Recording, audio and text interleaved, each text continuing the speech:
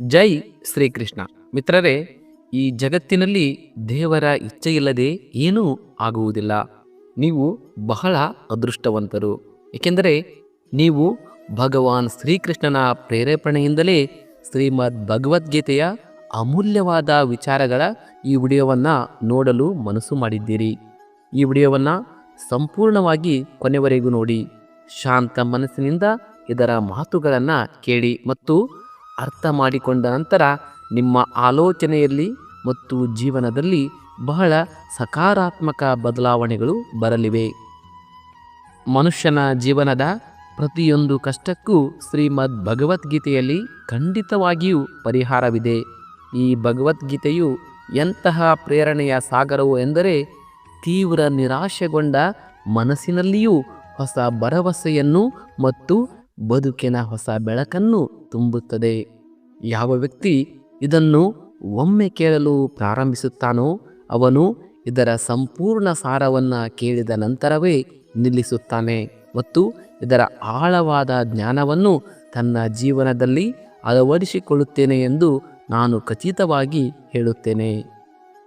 ಶ್ರೀಮದ್ ಭಗವದ್ಗೀತೆಯನ್ನು ಪ್ರತಿದಿನ ಓದುವುದು ಮನೆಯ ಸುತ್ತಲೂ ಒಂದು ದಿವ್ಯ ರಕ್ಷಣಾ ಕವಚವನ್ನು ನಿರ್ಮಿಸುತ್ತದೆ. ಅಲ್ಲಿ ದೈವಿಕ ಕೃಪೆ ಸದಾ ಹರಿಯುತ್ತಿರುತ್ತದೆ. ಬನ್ನಿ ಮಿತ್ರರೇ, ಪ್ರಾರಂಭಿಸೋಣ. ಕುರುಕ್ಷೇತ್ರದ ಮೈದಾನದಲ್ಲಿ ಮಹಾಭಾರತದ ಭಯಂಕರ ಯುದ್ಧವು ಆರಂಭವಾಗುವ ಮೊದಲು ಅರ್ಜುನನು ತನ್ನ ಎದುರು ನಿಂತಿರುವ ಸೈನ್ಯವನ್ನು ನೋಡುತ್ತಾನೆ. ಅಲ್ಲಿ ಅವನ ಅಕ್ಕಪಕ್ಕದ ಮನೆಯವರು, ಬಾಲ್ಯದ ಗೆಳೆಯರು, ಸಹೋದರರು ಮತ್ತು ಗುರುಗಳು ಯುದ್ಧ ಮಾಡಲು ನಿಂತಿದ್ದರು. ಈ ದೃಶ್ಯವನ್ನು ನೋಡಿ ಅವನು ಗಾಬರಿಗೊಳ್ಳುತ್ತಾನೆ. ಅವನ ಹೃದಯವು ನಿರಾಶೆ ಮತ್ತು ಹತಾಶೆಯಿಂದ ತುಂಬಿ ಹೋಗುತ್ತದೆ. ಅವನು ತೀವ್ರ ದುಃಖಿತನಾಗಿ ರಥದ ಮೇಲಿದ್ದ ಶ್ರೀಕೃಷ್ಣನ ಮುಂದೆ ತನ್ನ ನೋವನ್ನು ಮತ್ತು ಮನಸ್ಸಿನ ಗೊಂದಲವನ್ನು ವ್ಯಕ್ತಪಡಿಸುತ್ತಾನೆ. ಅರ್ಜುನನ ಈ ಸ್ಥಿತಿ ಬಹಳ ಹೃದಯ ವಿದ್ರಾವಕವಾಗಿತ್ತು. ಅವನು ದೊಡ್ಡ ಯೋಧನಾಗಿದ್ದನು, ಅನೇಕ ಯುದ್ಧಗಳನ್ನು ಗೆದ್ದಿದ್ದನು. ಆದರೆ ಇಂದು ಅವನ ಎದುರು ಅವನ ಸ್ವಂತ ಜನರೇ ಶತ್ರುಗಳಾಗಿ ನಿಂತಿದ್ದರು. ಅವನ ತೊಡೆಯ ಮೇಲೆ ಆಡಿಸಿದ ಅಜ್ಜ ಪಿತಾಮಹ ಭೀಷ್ಮ, ಅವನಿಗೆ ಬಿಲ್ಲು ವಿದ್ಯೆಯನ್ನು ಕಲಿಸಿದ ಗುರು ದ್ರೋಣಾಚಾರ್ಯರು, ಅವನ ಸಹೋದರ ದುರ್ಯೋಧನ ಮತ್ತು ಇತರ ಕೌರವರು ಸಂಬಂಧಿಕರು ಎಲ್ಲರೂ ಅವನ ಎದುರಾಳಿಗಳಾಗಿದ್ದರು. ಈ ದೃಶ್ಯವು ಅವನ ಶಕ್ತಿಯುತ ಹೃದಯವನ್ನು ನಡುಗಿಸಿತು. ಅವನ ಕ್ಷತ್ರಿಯ ಧರ್ಮವು ಅವನನ್ನು ಯುದ್ಧ ಮಾಡಲು ಪ್ರೇರೇಪಿಸುತ್ತಿತ್ತು. ಆದರೆ ಅವನ ಮನುಷ್ಯನ ಹೃದಯವು ತನ್ನ ಪ್ರೀತಿಯ ಜನರ ಮೇಲೆ ಬಾಣಗಳನ್ನು ಬಿಡುವ ಕಲ್ಪನೆಯಿಂದಲೇ ಬೆಚ್ಚಿ ಬೀಳುತ್ತಿತ್ತು. ಆಗ ಅರ್ಜುನ ಹೇಳುತ್ತಾನೆ, ಹೇ ಕೇಶವ, ನಾನು ಈ ಯುದ್ಧವನ್ನು ಹೇಗೆ ಮಾಡಲಿ? ಈ ಯುದ್ಧ ಭೂಮಿಯಲ್ಲಿ ಯುದ್ಧಕ್ಕಾಗಿ ಸೇರಿರುವ ಇವರೆಲ್ಲರೂ ನನ್ನವರೇ. ಇವರೊಂದಿಗೆ ನಾನು ಹೇಗೆ ಹೋರಾಡಲಿ? ನಾನು ಪಿತಾಮಹ ಭೀಷ್ಮ ಮತ್ತು ಗುರು ದ್ರೋಣಾಚಾರ್ಯರೊಂದಿಗೆ ಯುದ್ಧ ಮಾಡಬೇಕೆ? ಏಕೆಂದರೆ ಇವರಿಬ್ಬರು ನನ್ನ ಪೂಜ್ಯ ಗುರುಗಳು. ಆದ್ದರಿಂದ ಈ ಗುರುಗಳನ್ನು ಕೊಂದ ರಾಜ್ಯದ ಸುಖವನ್ನು ಅನುಭವಿಸುವುದಕ್ಕಿಂತ ಭಿಕ್ಷೆ ಬೇಡಿ ಬದುಕುವುದು ಉತ್ತಮ. ಹೇ ಮಧುಸೂದನ, ನಾನು ಯಾರೊಂದಿಗೆ ಹೋರಾಡಲು ಹೋಗುತ್ತಿದ್ದೇನೆಯೋ ಅವರೆಲ್ಲರೂ ಕೌರವರು, ಅಂದರೆ ಧೃತರಾಷ್ಟ್ರನ ಪುತ್ರರು, ನನ್ನ ಸಹೋದರರು. ಆದ್ದರಿಂದ ಇವರೆಲ್ಲರೂ ನನ್ನ ಸ್ವಂತ ಜನರು. ಇವರನ್ನೆಲ್ಲ ಕೊಲ್ಲುವುದಕ್ಕಿಂತ ನಾನು ಸನ್ಯಾಸಿಯಾಗುವುದು ಉತ್ತಮ. ಅರ್ಜುನನ ವಾದಗಳು ಅತ್ಯಂತ ಭಾವನಾತ್ಮಕವಾಗಿದ್ದವು. ತಾನು ಗೌರವಿಸಬೇಕಾದ ಗುರುಗಳ ಮತ್ತು ಆಶೀರ್ವಾದ ಪಡೆಯಬೇಕಾದ ಹಿರಿಯರ ಮೇಲೆ ಹೇಗೆ ಶಸ್ತ್ರ ಎತ್ತಲಿ ಎಂದು ಅವನು ಕೇಳುತ್ತಿದ್ದನು. ರಾಜ್ಯ ಮತ್ತು ಸುಖದ ಆಸೆಗಾಗಿ ಸ್ವಂತ ಕುಲವನ್ನೇ ನಾಶ ಮಾಡುವುದು ದೊಡ್ಡ ಪಾಪ. ಅದಕ್ಕಿಂತ ನಾನು ಕಾಡಿಗೆ ಹೋಗಿ ಭಿಕ್ಷೆ ಬೇಡಿ ಬದುಕುತ್ತೇನೆ. ಕನಿಷ್ಠ ನನ್ನ ಪೂಜ್ಯ ಗುರುಗಳು ಮತ್ತು ಸಹೋದರರ ರಕ್ತದಿಂದ ಕಲುಷಿತವಾದ ರಾಜ್ಯದ ಸಿಂಹಾಸನವನ್ನು ಏರುವ ಪ್ರಸಂಗವಾದರೂ ಬರುವುದಿಲ್ಲ. ಈ ಯುದ್ಧ ನಡೆದರೆ ಕೋಟ್ಯಾಂತರ ಜನರು ಸಾಯುತ್ತಾರೆ. ಈ ಯುದ್ಧದಲ್ಲಿ ಮರಣ ಹೊಂದುವ ಸೈನಿಕರು ಮತ್ತು ಯೋಧರ ಪತ್ನಿಯರ ಸ್ಥಿತಿ ಏನಾಗಬೇಕು? ಇಲ್ಲ ಕೃಷ್ಣ, ನಾನು ಈ ಯುದ್ಧವನ್ನು ಒಂಟಿಯಾಗಿ ಮಾಡಲಾರೆ. ನನ್ನ ಕುಟುಂಬವನ್ನು ನಾಶ ಮಾಡಿ ನಾನು ಹೇಗೆ ಸಂತೋಷವಾಗಿರಲಿ? ಹೇ ಕೃಷ್ಣ, ನನಗೆ ಏನೂ ಅರ್ಥವಾಗುತ್ತಿಲ್ಲ. ನನ್ನ ಮನಸ್ಸು ಪೂರ್ಣ ಗೊಂದಲದಲ್ಲಿದೆ. ನನ್ನ ತಲೆ ಒಡೆಯುತ್ತಿದೆ. ನನ್ನ ಕಾಲುಗಳು ನಡುಗುತ್ತಿವೆ. ನನ್ನ ಚರ್ಮ ಸುಡುತ್ತಿವೆ. ನನ್ನ ಪ್ರಸಿದ್ಧ ಗಾಂಡೀವ ಧನಸ್ಸು ನನ್ನ ಕೈಯಿಂದ ಜಾರುತ್ತಿದೆ. ಹೇ ಕೃಷ್ಣ, ನನಗೆ ದಾರಿ ತೋರಿಸು. ನನಗೆ ಜ್ಞಾನ ನೀಡು. ನಾನು ಏನು ಮಾಡಬೇಕು ಎಂದು ಹೇಳು. ಅರ್ಜುನನು ಯುದ್ಧದ ಭಯಾನಕ ಪರಿಣಾಮಗಳನ್ನು ಊಹಿಸಿಕೊಂಡನು. ಈ ಯುದ್ಧದಿಂದ ಕೇವಲ ಯೋಧರು ಸಾಯುವುದಲ್ಲದೆ ಕುಲವೇ ನಾಶವಾಗುತ್ತದೆ. ಇದರಿಂದಾಗುವ ಅನಗತ್ಯವಾದ ಗೊಂದಲ ಉಂಟಾಗುತ್ತದೆ. ಕುಲದ ಮತ್ತು ಸನಾತನ ಧರ್ಮ ನಾಶವಾಗುತ್ತದೆ. ವಿಧವೆಯರ ಬದುಕು ದುಃಖಕರವಾಗುತ್ತದೆ ಮತ್ತು ಸಮಾಜದಲ್ಲಿ ಅಧರ್ಮವು ಹರಡುತ್ತದೆ ಎಂದು ಅವನು ಯೋಚಿಸಿದನು. ಇದೆಲ್ಲವನ್ನ ಯೋಚಿಸಿ ಅವನ ದೇಹ ನಡುಗಲು ಪ್ರಾರಂಭಿಸಿತು. ಅವನ ಮನಸ್ಸು ಅತ್ಯಂತ ವ್ಯಾಕುಲವಾಯಿತು. ಅವನ ಪ್ರಸಿದ್ಧ ಗಾಂಡೀವ ಧನಸ್ಸು ಕೂಡ ಅವನ ಕೈಯಿಂದ ಜಾರಲು ಪ್ರಾರಂಭಿಸಿತು. ಅವನು ಸಂಪೂರ್ಣವಾಗಿ ದಾರಿ ಕಾಣದ ಸ್ಥಿತಿಯಲ್ಲಿದ್ದನು. ಅವನ ಧರ್ಮ ಯಾವುದು, ಅವನು ಏನು ಮಾಡಬೇಕು ಎಂಬುದು ಅವನಿಗೆ ಅರ್ಥವಾಗುತ್ತಿರಲಿಲ್ಲ. ಇಂತಹ ತೀವ್ರ ನಿರಾಶೆ ಮತ್ತು ಗೊಂದಲದ ಸ್ಥಿತಿಯಲ್ಲಿ ಅವನು ಭಗವಾನ್ ಶ್ರೀಕೃಷ್ಣನ ಪಾದಗಳಲ್ಲಿ ಶರಣಾದನು ಮತ್ತು ಮಾರ್ಗದರ್ಶನ ನೀಡುವಂತೆ ಬೇಡಿದನು. ಶಿಷ್ಯ ಸ್ನೇಹಂಸೆ ಶಾದಿಮಾಂ ತಾಂ ಪ್ರಪನ್ನ, ಅಂದರೆ ನಾನು ನಿನ್ನ ಶಿಷ್ಯ, ನಿನ್ನ ಶರಣಾಗತ, ನನಗೆ ಉಪದೇಶ ನೀಡು ಎಂದು ಕೇಳಿಕೊಂಡನು. ಅರ್ಜುನನ ಈ ದಯನೀಯ ಸ್ಥಿತಿಯನ್ನು ನೋಡಿ ಭಗವಾನ್ ಶ್ರೀಕೃಷ್ಣನು ಅವನಿಗೆ ಶ್ರೀಮದ್ ಭಗವದ್ಗೀತೆಯ ಆ ದಿವ್ಯ ಮತ್ತು ಅಲೌಕಿಕ ಜ್ಞಾನವನ್ನು ನೀಡಿದನು. ಅದು ಕೇವಲ ಅರ್ಜುನನಿಗೆ ಮಾತ್ರವಲ್ಲದೆ ಸಾವಿರಾರು ವರ್ಷಗಳವರೆಗೆ ಸಂಪೂರ್ಣ ಮಾನವ ಕುಲಕ್ಕೆ ಪ್ರಯೋಜನಕಾರಿಯಾಗಿದೆ. ಶ್ರೀಮದ್ ಭಗವದ್ಗೀತೆಯು ಇಂದಿನ ಆಧುನಿಕ ಯುಗದಲ್ಲಿಯೂ ಪ್ರತಿಯೊಬ್ಬ ಮನುಷ್ಯನಿಗೂ ಮತ್ತು ಸಂಪೂರ್ಣ ಮಾನವ ಜಾತಿಗೆ ದಾರಿ ತೋರಿಸುವ ಮಾರ್ಗದರ್ಶಕವಾಗಿದೆ. ಮನುಷ್ಯನಿಗೆ ಬದುಕುವ ಸರಿಯಾದ ಮಾರ್ಗವನ್ನು ತೋರಿಸುವ ಏಕೈಕ ಪವಿತ್ರ ಗ್ರಂಥ ಶ್ರೀಮದ್ ಭಗವದ್ಗೀತೆ. ಈ ಗೀತೆಯು ಜೀವನದಲ್ಲಿ ಧರ್ಮ, ಕರ್ತವ್ಯ ಮತ್ತು ಪ್ರೀತಿಯ ಪಾಠವನ್ನು ಕಲಿಸುತ್ತದೆ. ಆದ್ದರಿಂದ ನಾವು ಪ್ರತಿದಿನ ಶ್ರೀಮದ್ ಭಗವದ್ಗೀತೆಯನ್ನು ಅವಶ್ಯವಾಗಿ ಓದಬೇಕು. ಭಗವಾನ್ ಕೃಷ್ಣನು ಅರ್ಜುನನ ಮೋಹ ಮತ್ತು ದುಃಖದ ಸ್ಥಿತಿಯನ್ನು ನೋಡಿದರು. ಇದು ಕೇವಲ ಅರ್ಜುನನೊಬ್ಬನ ಸಮಸ್ಯೆಯಲ್ಲ, ಆದರೆ ಜೀವನದ ದ್ವಂದ್ವಗಳಲ್ಲಿ ಸಿಲುಕಿ ತಮ್ಮ ಕರ್ತವ್ಯದ ಮಾರ್ಗದಿಂದ ವಿಚಲಿತರಾಗುವ ಪ್ರತಿಯೊಬ್ಬ ಮನುಷ್ಯನ ಸಮಸ್ಯೆ ಎಂದು ಅವರು ಅರ್ಥ ಮಾಡಿಕೊಂಡರು. ಆಗ ಅವರು ನೀಡಿದ ಉಪದೇಶವು ಇಂದಿಗೂ ಸತ್ಯ.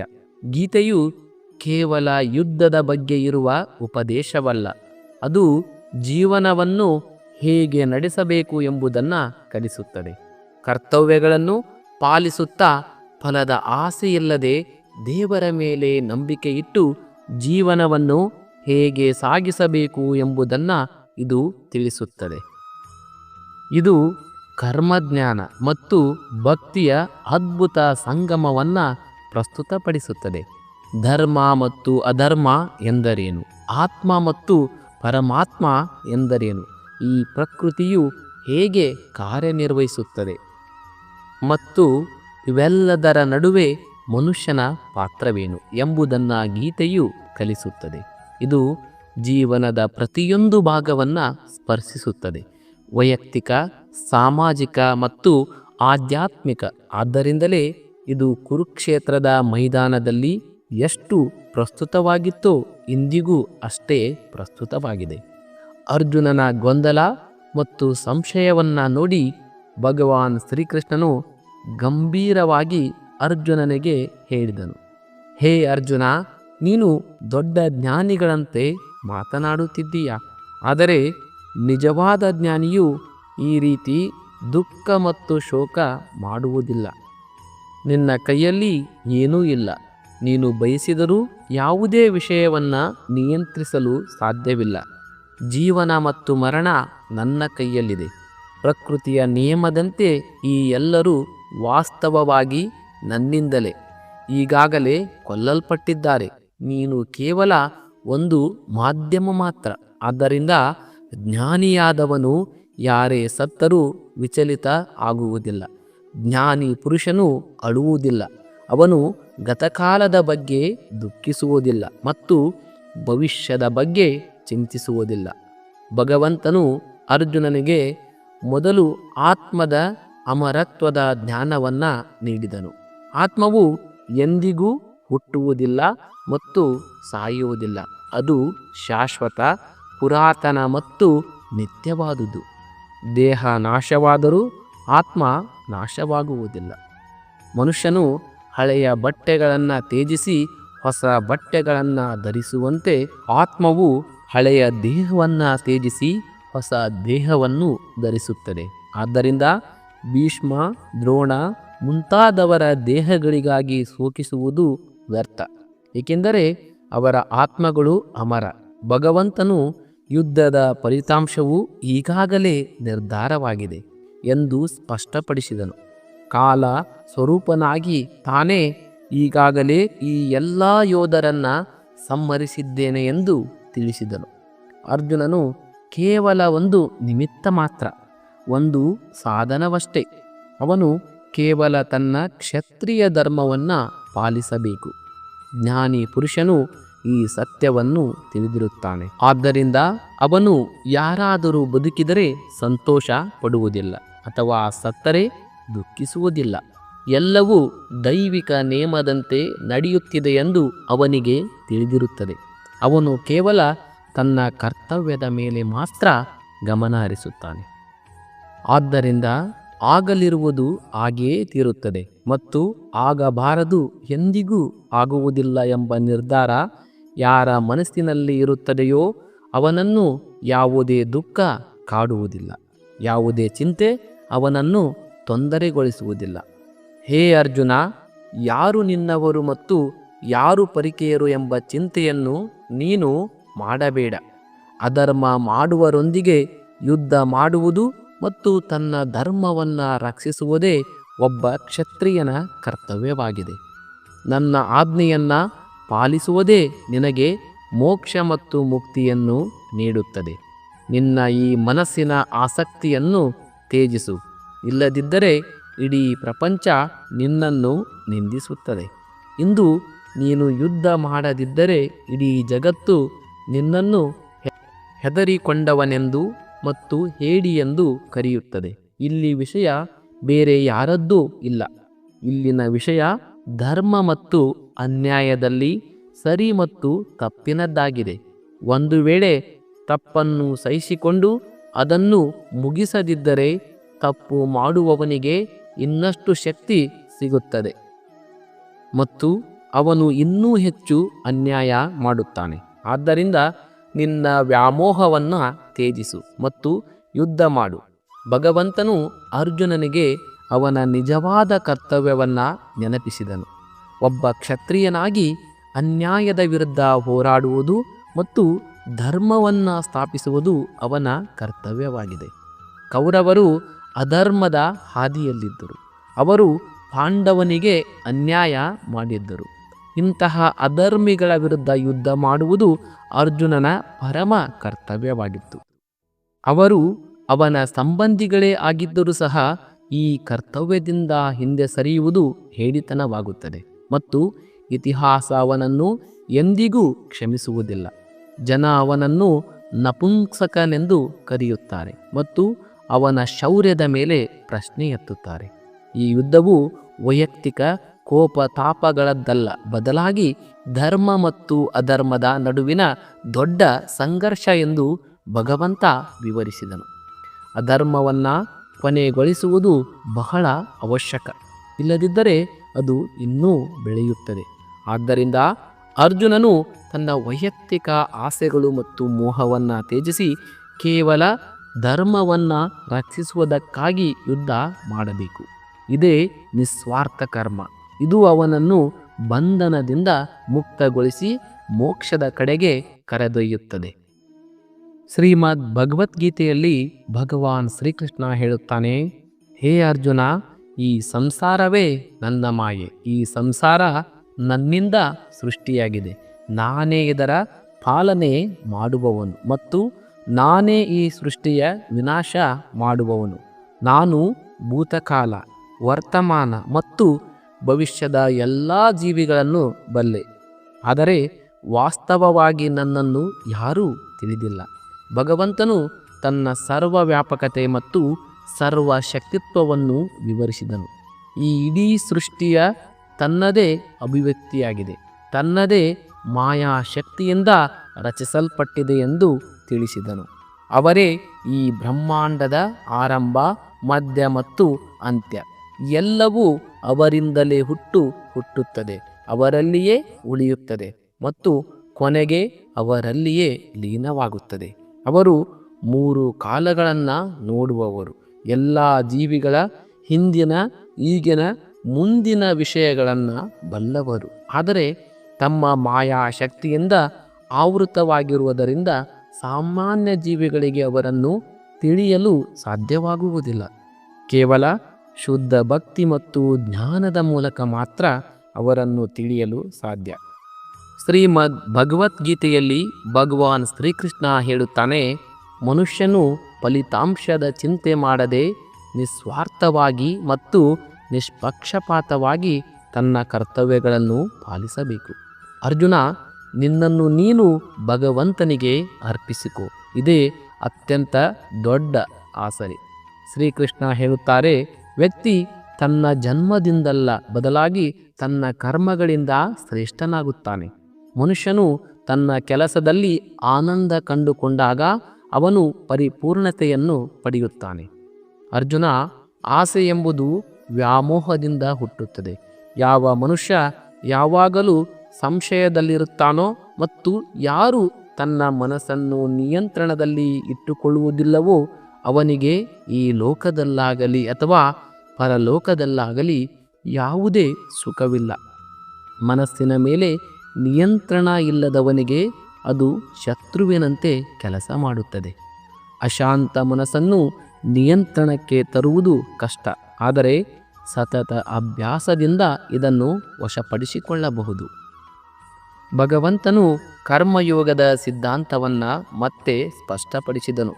ಕರ್ಮ ಮಾಡುವುದರಲ್ಲಿ ಮಾತ್ರ ನಿನ್ನ ಅಧಿಕಾರ, ಅದರ ಫಲಗಳಲ್ಲಿ ಎಂದಿಗೂ ಇಲ್ಲ. ಆದ್ದರಿಂದ ಫಲದ ಆಸೆ ಇಲ್ಲದೆ ಕೇವಲ ಕರ್ತವ್ಯ ಭಾವನೆಯಿಂದ ಕೆಲಸ ಮಾಡು. ಇದೇ ನಿಸ್ವಾರ್ಥ ಕರ್ಮಯೋಗ. ಅವರು ಅರ್ಜುನನಿಗೆ ಶರಣಾಗತಿಯ ಮಾರ್ಗವನ್ನು ಸೂಚಿಸಿದರು. ಎಲ್ಲವನ್ನೂ ನನ್ನ ಮೇಲೆ ಬಿಡು, ನನ್ನ ಆಶ್ರಯವನ್ನು ಪಡೆಯು, ನಾನು ನಿನ್ನನ್ನು ಎಲ್ಲ ಪಾಪಗಳಿಂದ ಮುಕ್ತಗೊಳಿಸುತ್ತೇನೆ. ದೇವರ ಶರಣಾಗತಿಯೇ ಜೀವಿಯ ಅತಿದೊಡ್ಡ ಆಧಾರ.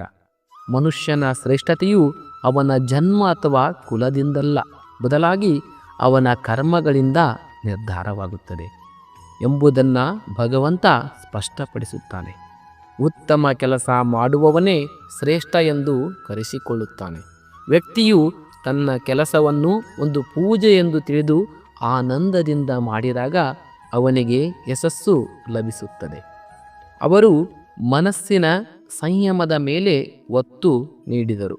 ನಿಯಂತ್ರಣವಿಲ್ಲದ ಮನಸ್ಸು ಶತ್ರುವಿಗೆ ಸಮಾನ.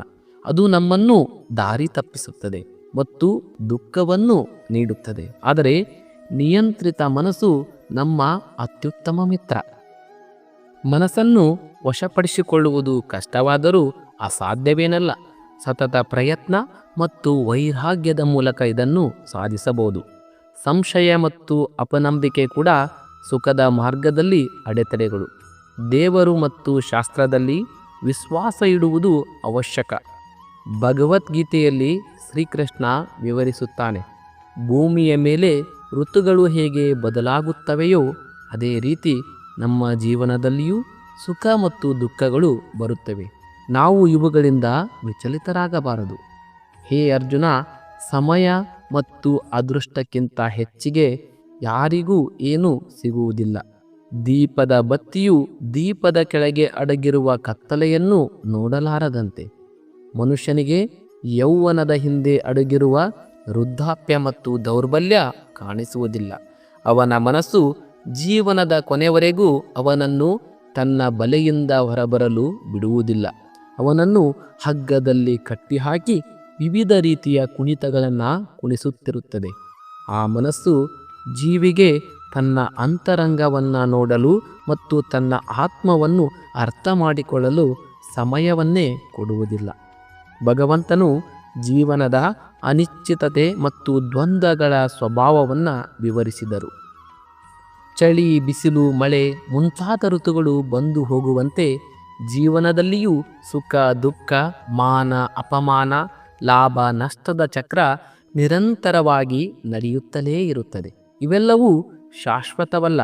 ಇಂದ್ರಿಯಗಳು ಮತ್ತು ವಿಷಯಗಳ ಸಂಪರ್ಕದಿಂದ ಉಂಟಾಗುತ್ತವೆ. ಜ್ಞಾನಿಯಾದವನು ಇವುಗಳಿಂದ ಪ್ರಭಾವಿತನಾಗುವುದಿಲ್ಲ. ಅವನು ಸಮಭಾವದಿಂದ ಇವುಗಳನ್ನು ಸಹಿಸಿಕೊಳ್ಳುತ್ತಾನೆ. ಸಮಯ ಮತ್ತು ಹಣೆ ಬರಹದ ಮಹತ್ವವನ್ನು ಅವರು ತಿಳಿಸಿದರು. ಪ್ರತಿ ವಿಷಯಕ್ಕೂ ಒಂದು ನಿಗದಿತ ಸಮಯವಿರುತ್ತದೆ. ಸಮಯಕ್ಕಿಂತ ಮುಂಚೆ ಮತ್ತು ಅದೃಷ್ಟಕ್ಕಿಂತ ಹೆಚ್ಚಿಗೆ ಯಾರಿಗೂ ಏನೂ ಸಿಗುವುದಿಲ್ಲ. ಮನುಷ್ಯನು ಆಗಾಗ ಯೌವನದ ಅಮಲಿನಲ್ಲಿ ಭವಿಷ್ಯದ ಅನಿವಾರ್ಯ ಸತ್ಯಗಳಾದ ವೃದ್ಧಾಪ್ಯ ಮತ್ತು ಮರಣವನ್ನು ಮರೆತು ಬಿಡುತ್ತಾನೆ. ಮನಸ್ಸು ಅವನನ್ನು ಪ್ರಾಪಂಚಿಕ ಭೋಗಗಳು ಮತ್ತು ಆಸೆಗಳ ಬಲೆಯಲ್ಲಿ ಸಿಲುಕಿಸಿ ಆತ್ಮಚಿಂತನೆ ಮತ್ತು ಆತ್ಮಜ್ಞಾನಕ್ಕೆ ಅವಕಾಶವನ್ನೇ ನೀಡುವುದಿಲ್ಲ. ಈ ಮನಸ್ಸೇ ಅವನನ್ನು ಆಡಿಸುತ್ತಿರುತ್ತದೆ ಮತ್ತು ಕೊನೆವರೆಗೂ ಭ್ರಮೆಯಲ್ಲಿ ಇಟ್ಟಿರುತ್ತದೆ. ಸ್ನೇಹಿತರೆ, ಇದು ಕೇವಲ ಧಾರ್ಮಿಕ ಕಾರ್ಯವಲ್ಲ, ಮಾನವೀಯತೆಯ ಸೇವೆ ಕೂಡ ಆಗಿದೆ. ಗೀತೆಯ ಜ್ಞಾನವು ಅಂಧಕಾರದಲ್ಲಿ ದಾರಿ ತಪ್ಪಿಸಿದವನಿಗೆ ಮಾರ್ಗ ತೋರಿಸುತ್ತದೆ. ನಿರಾಶೆಗೊಂಡ ಮನಸ್ಸಿನಲ್ಲಿ ಭರವಸೆಯನ್ನು ತುಂಬುತ್ತದೆ ಮತ್ತು ಜೀವನದ ಪ್ರತಿಯೊಂದು ಹೋರಾಟದಲ್ಲಿಯೂ ಬಲವನ್ನು ನೀಡುತ್ತದೆ. ಇದನ್ನು ಇತರರಿಗೆ ತಲುಪಿಸುವುದು, ಅವರಿಗೆ ಈ ಅಮೃತದ ಪರಿಚಯ ಮಾಡಿಸುವುದು ದೇವರ ದೃಷ್ಟಿಯಲ್ಲಿ ಅತ್ಯಂತ ಪುಣ್ಯದ ಕಾರ್ಯವಾಗಿದೆ. ಈ ಜ್ಞಾನವನ್ನು ಹಂಚಿಕೊಂಡಾಗ ಒಳಿತನ್ನು ಮಾತ್ರ ಮಾಡುವುದಿಲ್ಲ, ಈ ಜ್ಞಾನವನ್ನು ಇನ್ನಷ್ಟು ಆಳವಾಗಿ ಮನದಟ್ಟು ಮಾಡಿಕೊಳ್ಳಲು ನೀವು ಸಹಾಯ ಮಾಡಿದಂತಾಗುತ್ತದೆ. ಈ ಜ್ಞಾನದ ದೀಪವು ಹೆಚ್ಚು ಕೈಗಳಿಗೆ ತಲುಪುತ್ತದೆಯೋ ಅಷ್ಟೇ ಅಜ್ಞಾನದ ಅಂಧಕಾರವು ನಿವಾರಣೆಯಾಗುತ್ತದೆ ಮತ್ತು ಸಮಾಜದಲ್ಲಿ ಶಾಂತಿ, ಸೌಹಾರ್ದತೆ ಮತ್ತು ಧರ್ಮದ ಸ್ಥಾಪನೆಯಾಗುತ್ತದೆ.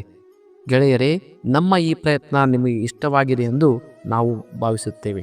ನೀವು ತಾಳ್ಮೆಯಿಂದ ಶ್ರೀಮದ್ ಭಗವದ್ಗೀತೆಯ ಈ ಸಾರವನ್ನು ಆಲಿಸಿದ್ದೀರಿ ಮತ್ತು ಅರ್ಥ ಮಾಡಿಕೊಂಡಿದ್ದೀರಿ.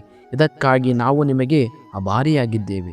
ಈ ವಿಡಿಯೋವನ್ನು ನಿಮ್ಮ ಸ್ನೇಹಿತರೊಂದಿಗೆ, ಸಂಬಂಧಿಕರೊಂದಿಗೆ ಹಂಚಿಕೊಳ್ಳಿ. ಅದೇ ರೀತಿ ತಪ್ಪದೇ ನಮ್ಮ ಚಾನಲನ್ನು ಸಬ್ಸ್ಕ್ರೈಬ್ ಮಾಡಿಕೊಳ್ಳಿ. ವಿಡಿಯೋವನ್ನು ನೋಡಿದ್ದಕ್ಕಾಗಿ ನಿಮ್ಮೆಲ್ಲರಿಗೂ ಧನ್ಯವಾದಗಳು. ಶುಭ ದಿನ.